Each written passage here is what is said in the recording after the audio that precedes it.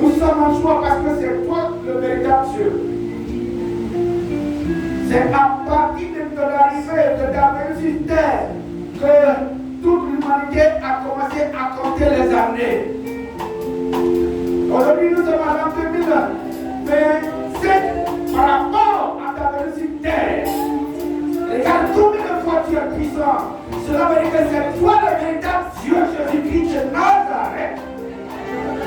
Tu as concocté quelque chose de puissant pour ton peuple.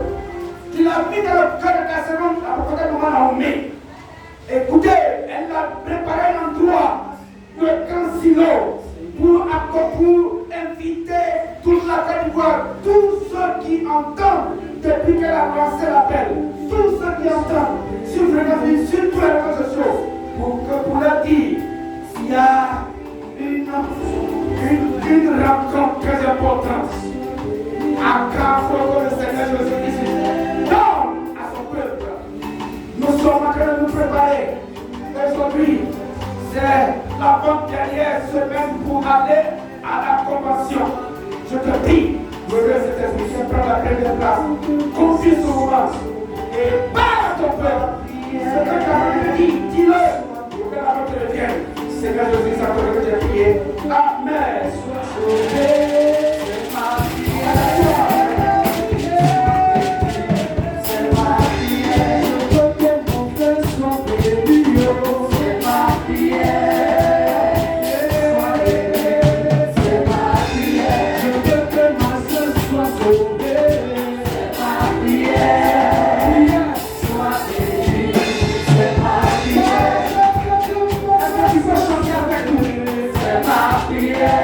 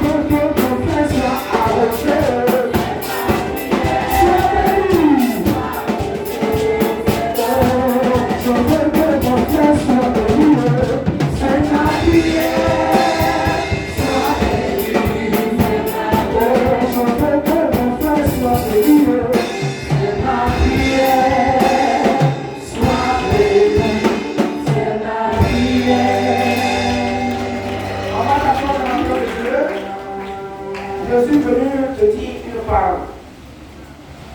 Te dire que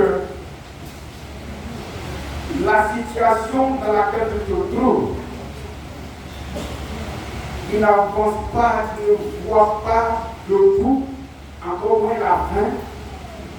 Dieu a un plan pour toi. Tu ne vas jamais rester dans cette situation. Dieu, des fois, permet que nous sortons du temple et nous devons parler à un endroit bien précis. Et c'est là qu'il dit, il est bon et agréable à des frères de demeurer ensemble. Et c'est là que la grâce, les grandes bénédictions déversent sur son peuple. Alléluia. Tu es en train d'imaginer. Tu te dis, est-ce que tu pourras aller? Moi, je suis venu te confirmer que tu vas aller. Parce que Dieu t'attend là-bas. Dieu t'attend pour briser les œuvres éternelles sur ta vie. Dieu t'attend pour ouvrir les portes. Car c'est lui qui ouvre et personne ne peut fermer. On ne peut pas dire plus parce que Dieu est l'alpha et l'oméga. Il est le commencement et la fin. Il est le puissant Dieu qui a le dernier mot. Les gens t'ont dit quelque chose sur ta vie. Ça ne va pas aller. Ça là, cette maladie-là, mon ami a eu ça, mon frère a eu ça, un parent a eu ça. Il n'a pas pris tes lignes. La maladie l'a emporté. Toi, qui Jésus t'a racheté par son sang, tu ne vas pas partir. Dieu va te guérir. Dieu va briser les chaînes de la mort sur ta vie. Dieu va briser les chaînes de ta vie. Tout ce qui est développé, tout ce qui est guéri, Jésus a le guerrier. Jésus a le guerrier sur ta vie. Rien ne va se produire. Tu vas arriver. Tu vas recevoir. Et tu vas revenir avec ton témoignage. Je parle à quelqu'un. Je parle à quelqu'un. Rien ne va t'arriver. Tu ne pourras pas. Tu ne vas pas rester comme ça. Si dans ton foyer, c'est trahison sur trahison, Dieu te confirme qu'il met fin maintenant. Il met fin. Il met fin à cette souffrance. Tu n'as pas la paix de ton foyer. Parce qu'il y a toujours des ententes. La fin c'est aujourd'hui. La fin c'est aujourd'hui. La fin c'est aujourd'hui. Tu te dis non mais tu es en train de chercher l'enfant. Est-ce que Dieu pourra le faire? Je suis venu te confirmer que tu vas faire 2 enfants. Tu vas avec 2 enfants. 2 enfants. 2 enfants. 2 enfants. 2 enfants. 2 enfants à la fois. Je le sois parce que c'est ça. Tu vas faire ces 2 enfants et ta joie sera parfaite. Alléluia. Ils t'ont promis quelque chose du travail. Ils t'ont promis du travail. De voir le décider sur ta vie. De voir le décider. Tu vas recevoir ce travail maintenant. Et tu vas travailler. Tu vas marcher. L'onction t'accompagne. L'onction qui brille le jour t'accompagne. L'onction qui le jour. Tous les chaînes sont tombées. La Bible dit, quand Daniel a eu à cœur de geler et prier pour son peuple, Dieu a dit, c'est quand il a décidé, Dieu avait déjà répondu. Dieu t'a déjà répondu. Il t'a déjà répondu. Il t'a déjà répondu. À la convention, tout sera résolu. Alléluia. Alléluia. La Bible dit, prépare-toi à la rencontre de ton Dieu. Oui, bien aimé, maman a donné le départ, le top départ. Nous sommes venus tout juste pour accompagner. Alléluia. Mais le mot d'ordre d'aujourd'hui, il nous reste une semaine. Une semaine que toi et moi, nous devons mettre à profit pour nous sanctifier, pour laver nos robes, pour purifier nos pensées, pour dégager tout ce qui est rancune, pour dégager tout ce qui est colère, tout ce qui est jalousie, tout ce qui est mensonge. Nous devons nous confesser. Ça veut dire que nous devons changer de l'habit, porter de l'habit nouveau pour aller dans la présence du Saint des Saints, dans la présence de Dieu Tout-Puissant, qui est lui-même Saint à l'infini. Alors, si tu as un Père qui est Saint à l'infini, toi aussi tu dois tâcher de faire quoi? De lui ressembler, de te comporter comme lui, de faire en sorte que lui aussi soit content de ta position afin de recevoir les grâces dans ta vie. Alléluia. Ça c'est une chose. Toute personne qui a accepté Jésus-Christ comme Seigneur et Sauveur, qui est né de nouveau, qui est toujours attaché à son Dieu, qui est toujours à l'écoute de son Dieu, aucun démon ne peut lui faire quoi que ce soit. Oui, ces personnes-là sont les plus surveillées au monde. Dans la chair, les gens ont surveillé. On dit les gardes de corps, tout cela, on a vu. Dans la chair, les présidents ont été assassinés. Malgré la sécurité haut de gamme, ils ont été assassinés. Mais toi, aucun démon, aucun sorcier de ta famille, tu es à Christ, aucun démon, aucun sorcier de ta famille ne peut te toucher. Donc tu es touchable. Tu es touchable. Tu es touchable. Le projet contre toi a été brisé, détruit par le sang de Jésus. Alléluia. Alléluia. Le texte d'aujourd'hui, nous allons prendre C'est plutôt le livre de Amos, le chapitre 4, verset 12. C'est le dernier. Amos, le chapitre 4, verset 12. C'est cela qui m'intéresse. Alléluia. La Bible dit. Et après, on va prendre maintenant le livre de Exode là-bas et on va poursuivre. Alléluia. Exode, le chapitre 19. Allez, le verset 10 et suivant. Nous allons partir avec Amos. Amos dit quoi? Amos dit, dans le livre de Amos, le prophète Amos, chapitre 4, verset 12, il dit, c'est pourquoi je te traiterai de la même manière, Israël. Et puisque je te traiterai de la même manière, je suis maintenant à mon verset. Prépare-toi à la rencontre de ton Dieu, ô Israël. Aujourd'hui, tu reprends Israël. Alléluia, assurez-vous. Aujourd'hui, nous reprendons Israël.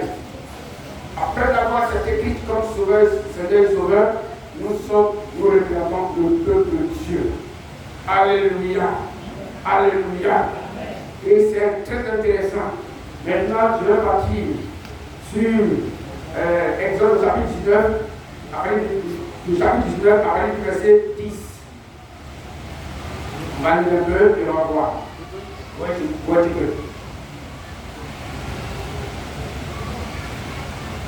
que Exode dans le chapitre 19, à partir du verset 10. Et l'Éternel dit à Moïse, va vers le peuple, sanctifie-les aujourd'hui et demain, qu'ils lavent leurs vêtements, qu'ils soient prêts pour le troisième jour, car le troisième jour, l'Éternel descendra aux yeux de tout le peuple sur la montagne de Sinaï. Alléluia. Amen.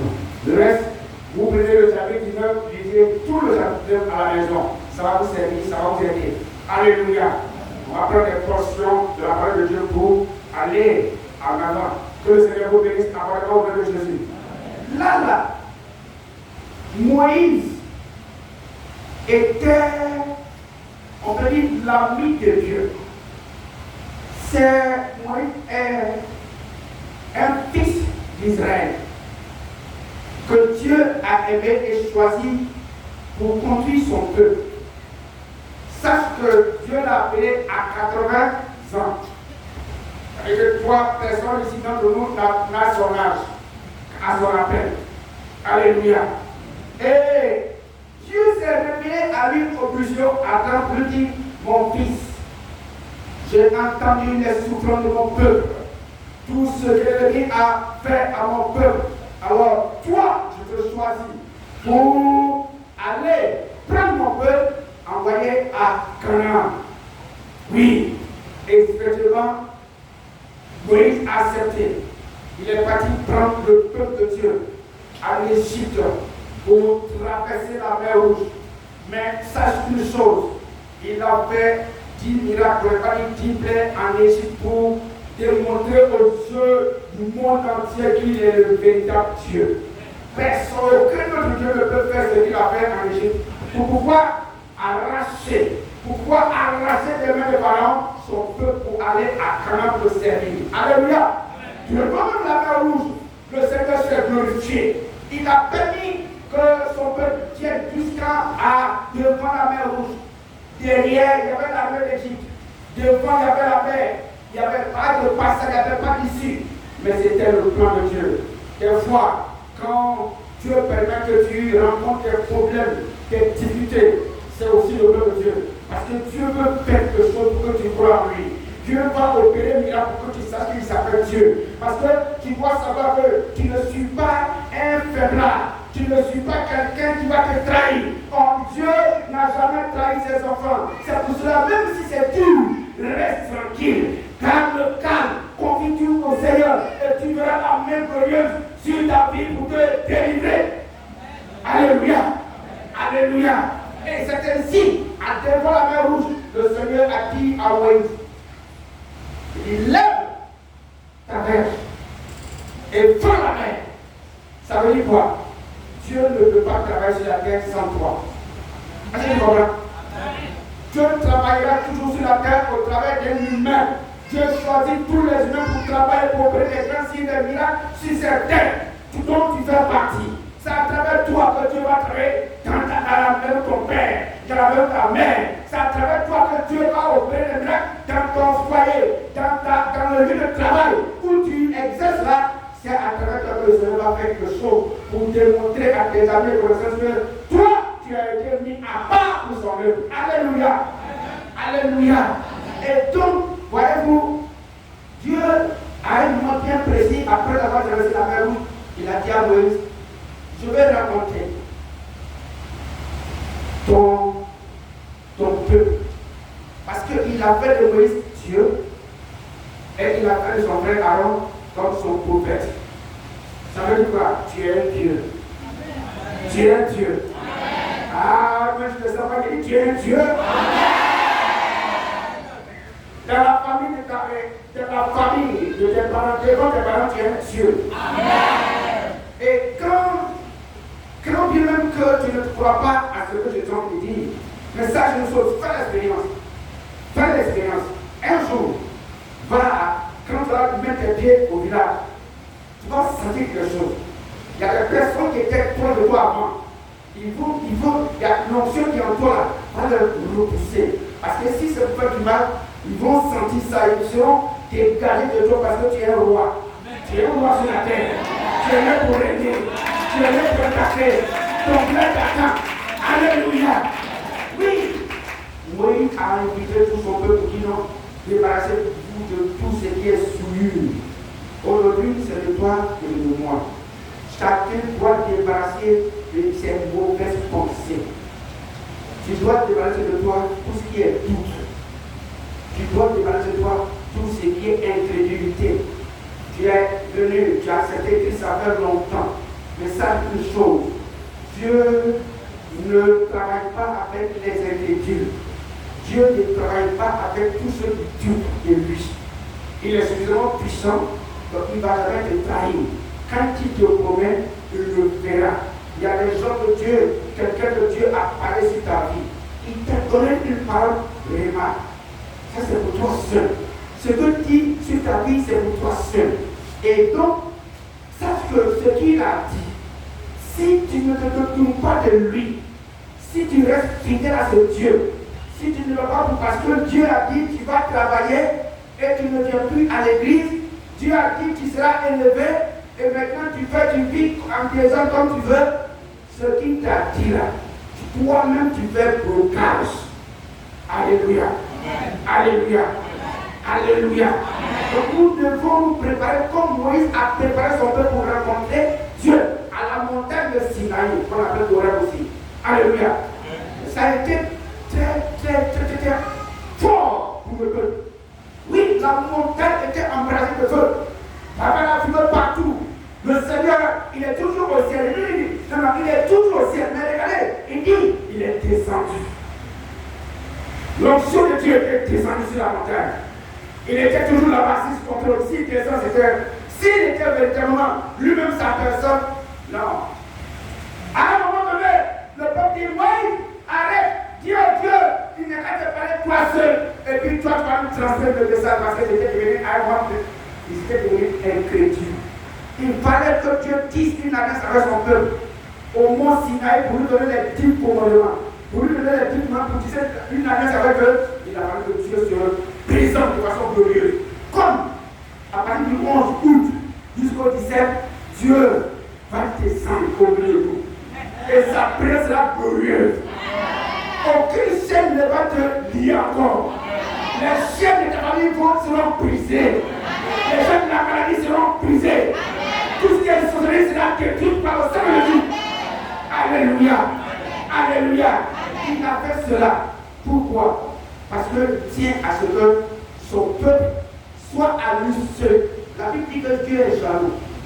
Il veut que son peuple se sanctifie pour le rencontrer. Dieu ne paye pas comme ça. Dieu sonde le cœur avant de te bénir. Quelles sont tes pensées? C'est cela que le Seigneur s'appuie pour te bénir quand c'est toi au nom de Jésus. Alléluia. Alors, il a ordonné au peuple pour la purification à Moïse et faire sanctifier le peuple. C'est-à-dire, se purifier des pratiques rituelles. C'est-à-dire, ils étaient en Égypte. Et ils ont vu tous les Égyptiens adorer les fétiches, tuer les animaux, sur les hôtels. Ça fait des trucs rituels bizarres. Il a dit non. Je veux rentrer en alliance avec mon peuple. Donc il faut qu'ils se débarrassent de tout cela. Il faut que leurs pensées sur eux soient purifiées par ma puissance. Alléluia. Et donc il fallait qu'ils se purifient pour pouvoir faire et se réconcilier. Afin qu'ils soient prêts alors pour que Dieu vienne à eux pour briser, détruire tout leur comportement négatif dans leur vie, afin qu'ils soient attentifs à tout ce qu'il va leur dire, afin qu'ils puissent accepter et marcher selon sa volonté. Alléluia. Alléluia. Donc, après ça, il a dit quoi? Dieu dit la purification. C'est lui-même qui a donné. Aujourd'hui, quel est ton cas? Je veux te dire une chose. Nous partons devant un Dieu puissant et redoutable. Aujourd'hui, il ne se révèle pas comme avant. Aujourd'hui, nous sommes dans sa grâce. Mais il tient toujours à toi et à moi. Il veut toujours nous bénir. C'est pour cela que je te dis la vérité. Tu ne vas pas partir avec des habits souillés. Tu ne vas pas partir avec des pensées négatives. Tu ne vas pas partir avec est-ce que ça la même, comme on m'a forcé, comme on m'a forcé, voilà pourquoi je m'en vais. Non! Si tu as ces pensées-là, purifiées par le sang de l'agneau. Nous avons le sang de Christ, puissant, pour purifier nos âmes, pour purifier nos pensées, pour purifier nos esprits, pour purifier nos cœurs et tous nos corps. Et ça, en le faisant, nous recevons la purification véritable parce que le sang de Jésus est au-dessus de tout sang. Alléluia. Alléluia. La purification est essentielle car la première de Dieu était considérée comme sainte et exigeant une préparation minutieuse pour cela. La présence de Dieu dans laquelle nous partons là est totalement saine. Quand tu t'en vas dans la main de Dieu, sanctifié, dépouillé de tout mauvais comportement, de tout pensée négative, je vais te dire, la main de Dieu va te toucher. Ce que tu veux dans ton cœur, quand tu vas le faire sortir de ta bouche, Dieu va te répondre immédiatement. Nous avons le Dieu le plus amour au monde. Alléluia. C'est pour cela, pour pouvoir réussir à le faire toute la semaine qui vient, je te demande de méditer la parole de Dieu. Alléluia. Alléluia. Amen. Chaque personne doit méditer la parole de Dieu. C'est en méditant la parole de Dieu que tu pourras être attaché. Je ne veux pas dire, tu seras rapproché de Dieu. La méditation de Dieu permet de calmer l'esprit qui est en nous. Quand tu médites la parole de Dieu, ton esprit, la puissance qui est dans la parole, calme ton esprit et permet que tu sois recentré sur Dieu seul et pour mieux percevoir sa présence. Parce que si ton esprit est dans le désordre, tu ne pourras pas voir la présence de Dieu, tu ne pourras pas sentir sa présence. Quand la parole de Dieu est en toi, quand tu manges cette parole, moi j'appelle ça manger, quand tu manges la parole de Dieu, ton corps est appelé par la puissance qui est dans sa parole. Alléluia. En ce moment, tu seras concentré, tu seras disposé sur Dieu seulement, tu seras focalisé sur Dieu seulement, et en ce moment, tu pourras voir sa présence. C'est pour cela, quand on est dans la maison de Dieu, que tes pensées sont dispersées, il y a des gens qui se viennent à l'église, et ils ne peuvent pas écouter la parole de Dieu. Ils sont forts, puissants dans la louange. Mais quand on dit parole de Dieu, non. Leur pensée est partie. Ah, il n'a pas fait vite. J'ai un show dans cette maquille. Il n'a pas fait vite. J'ai tel projet. Il n'a pas fait vite. Je dois aller à tel endroit. Il n'a pas fait vite. Quand c'est comme ça, là, tu ne vas rien gagner. Et ça ne va pas t'aider. Et puis Dieu ne va rien faire pour toi.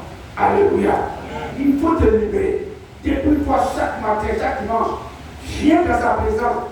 Médite la parole de Dieu toute la semaine. Et quand tu viens, Dieu, tu vas voir la même chose dans ta vie. Et tout ce qui est impureté, tout ce qui est impureté sera brisé, détruit par sa parole, comme lui-même le dit. Alléluia. Alléluia. Donc il faut méditer la parole de Dieu pour que tu sois recentré sur Dieu seulement et pour percevoir sa présence. Alléluia. L'étude biblique aussi est importante pour que tu sois véritablement préparé pour aller rencontrer ton Dieu. L'étude biblique permet de mieux comprendre les enseignements divins et de s'en inspirer. Quand tu étudies la Bible, ça te permet de comprendre sa parole. Et en ce moment-là, l'Esprit de Dieu qui t'enseigne la parole te permet d'être inspiré. Alléluia. Dieu peut te parler, Dieu peut te dire par rapport à la parole de Dieu. Quand tu étudies la parole de Dieu, Dieu peut se révéler à toi de parler dans ton cœur. Dans une vision, dans les sons, de dire une parole sur ta vie. Et cette parole-là, qui ça sort, fais attention. Ne parle pas à n'importe qui. Si cela tombe à ta maman spirituelle, comment on est là comme ça, pour que tu appris et tu donnes des conseils. Parce que ce n'est pas tout ce que Dieu va te dire que tu vas dire à n'importe qui. Parce que tu ne sais pas qui est, à qui la personne que tu as lui dit ton sens, tu ne sais pas qui il est. En esprit, tu ne sais pas qu'est-ce qu'il peut faire. Certainement, il peut bloquer ta grâce. Cette grâce que le Seigneur te dit, Dieu parle dans une manière, dans une autre, mais c'est pour t'aider à toujours marcher dans sa présence, à toujours faire ce qui lui plaît, afin de pouvoir résoudre ta situation. Alléluia. Donc la réalisation est très puissante. L'étude biblique aussi est très puissante. Par le pardon aussi. Le pardon. Alléluia. En entier.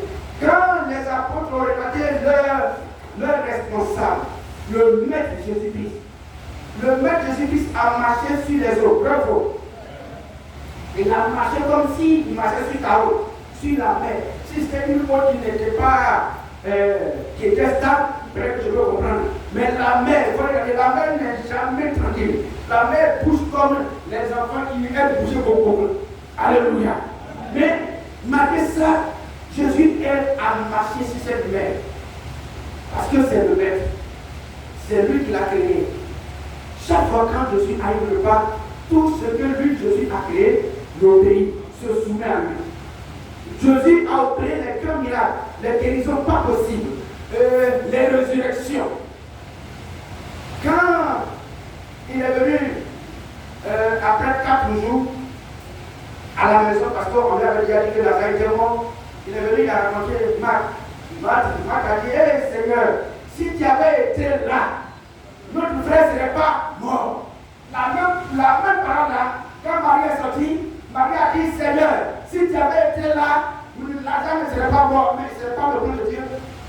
Il y a des fois le Seigneur attend que la situation brise, que la situation soit insupportable, parce qu'il veut enlever ton intégrité. C'est ça que Jésus disait à Marc. Ne t'ai pas dit que si tu crois, tu diras la voix de Dieu. Alléluia. Dieu va te dire aussi ce soir, maintenant Dieu te dit, si tu crois, à la formation tu vas voir sa gloire. Hey, Lazare m'a dit, il est pris, il sent déjà. Mais est-ce que Jésus s'est occupé de ça? Non, lui on ne distrait pas comme nous les chrétiens. Les gens aiment tellement distraire. Alléluia. Les situations vont te distraire. Ne sois pas distrait par le problème que tu vis. Le problème c'est une réalité. Mais ce qui est important c'est la vérité. La vérité c'est qui? Jésus qui a toujours ta solution. Alléluia. Alléluia. Nous devons faire attention. Jésus dit, ne t'ai pas dit que si tu crois tu vas ta gloire. Et puis, regardez ce qui va se passer. Jésus s'en va, il a dit à Marc, où vous l'avez mis? Il dit non, on l'a mis là-bas, il sait déjà. Il n'a rien dit, il ne sait pas ça. Lui connaît ce qu'il va faire. Ce que toi tu ne peux pas faire là, c'est ça que Dieu doit faire. Ce qui est compliqué, ce qui te dépasse, te surpasse, t'enveloppe là, c'est ça Dieu fait pour que tu saches qu'il s'appelle Dieu. Alléluia. Quand il est arrivé, il dit non, c'est vous qui avez mis caillou là pour fermer la tombe. Vous-même enlevez ça, vous pouvez faire. Donc ils ont enlevé les cailloux. Lui il a dit quoi? Lazare, sors! Il y a ton Lazare qui est sorti.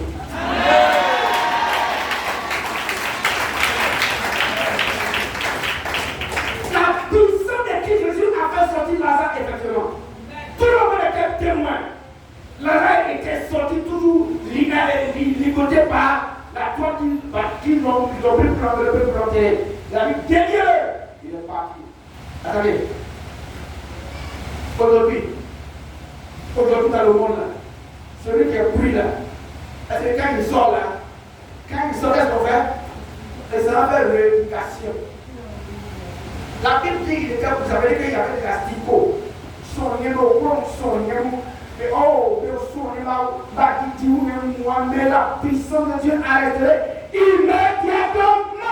Toi aussi, Dieu va te retirer de façon immédiate. Quel esprit qui coule après toi? Quel démon qui te fatigue? Quel esprit de famille qui te surplante? Aujourd'hui, ces chaînes sont brisées. Ces chaînes sont brisées. Dieu te restaure dans le nom puissant de Jésus. Il a restauré qui? Lazare, qui est pourri. Est-ce que tu es pourri? Mais pour toi, pourquoi tu pleures? Pourquoi tu doutes? Ton Créateur a fait pour Lazare. Pour toi, c'est comment? Alléluia. Pour toi, n'est rien. Ne t'inquiète pas. Tu seras orienté. Ne t'inquiète pas. Tu vas avoir du travail. Ne t'inquiète pas. Ton mari va revenir. Ne t'inquiète pas. Tu vas enfanter. Ne t'inquiète pas. Tu vas pouvoir annoncer la parole de Dieu. Tu ne t'inquiète pas. Parce que tu vas aller dans la famille de ton papa. Et ta maman qui tu es devenu chrétien. Tu vas accepter lui. Ne t'inquiète pas. Parce que ton Dieu pourvoira tes besoins. Rien ne lui est possible. Alléluia. Rien ne lui est possible. Alléluia. Alléluia. Alléluia. Le pardon est très puissant. Quand les apôtres de Jésus ont vu le maître faire toutes ces choses, je vais leur dire, enseigne-nous à prier. Ça veut dire quoi? La prière, c'est une solution. La prière est une puissance de Dieu. Jésus étant Dieu, il a prié toute sa vie. Chaque nuit, de 3h du matin jusqu'à 6h, 7h, Jésus a prié. Il se tient de la parole de Dieu. Et l'onction lui montre, l'onction l'enveloppe. Et puis le Saint-Esprit lui montre, il lui donne son programme, où il va partir. Et puis qu'est-ce qu'il va faire? Tout est planifié par le Saint-Esprit. Voici pourquoi quand il fait jour, quand ses apôtres viennent, il dit allons à tel endroit, allons à tel endroit, allons à tel endroit. En partant sur la route, il y a des occasions que Dieu a déjà tout mis en place pour que l'onction qui est en lui guérit les gens, ressuscite les morts. C'est ça. La prière est notre boussole. La prière est une puissance. Alléluia. Et quand Jésus leur a dit, quand ils ont dit, après ma prière, Jésus, dans la prière qu'il a montrée aux enfants, à ses enfants, il a dit dans Matthieu chapitre 6, il a commencé par le verset 9, mais le verset 12, il a dit quoi?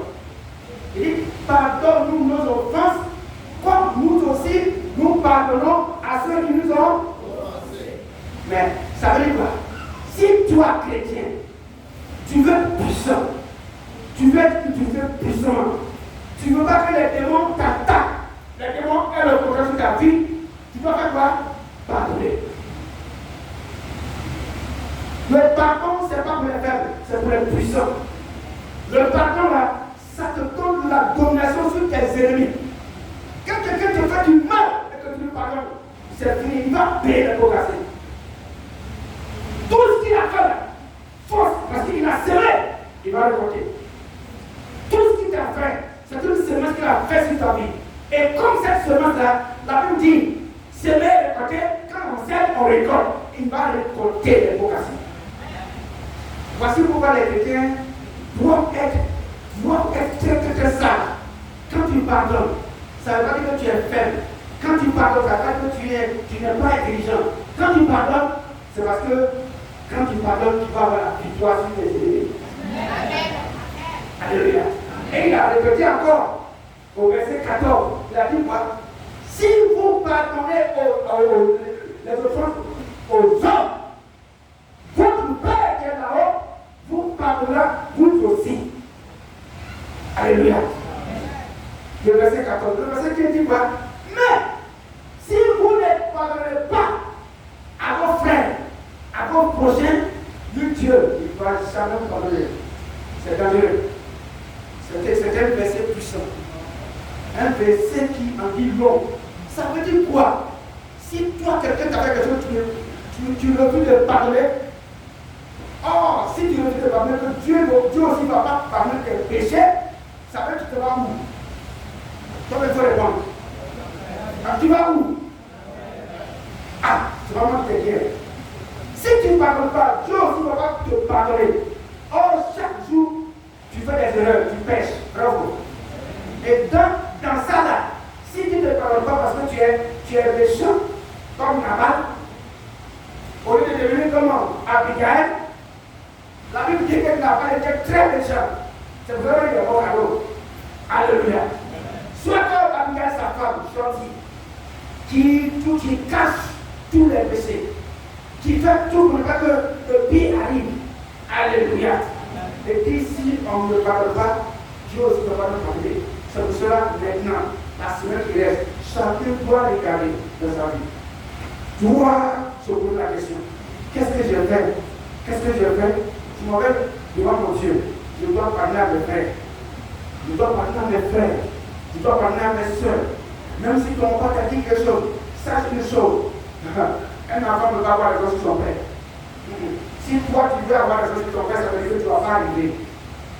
Un enfant, il faut laisser les plans parce que tu es en train de lui parler. Hein, tu dis que ton cœur est les plans, il faut les laisser. Hein, c'est ce que Dieu a dit que nous devons en pratiquer. Et un enfant doit respecter son père. Honorer son père et sa mère pour pouvoir bénéficier de toutes les grâces, toutes les promesses que le Seigneur a faites. Il dit, si tu honores ton père et ta mère, qu'est-ce qu'il va faire? Il va permettre que toi tu réussis à tout ce que tu as fait prendre. Deuxième, de grâce. Et il permettra que tu dures longtemps sur la terre. Ça veut dire qu'après, tu auras une longue vie.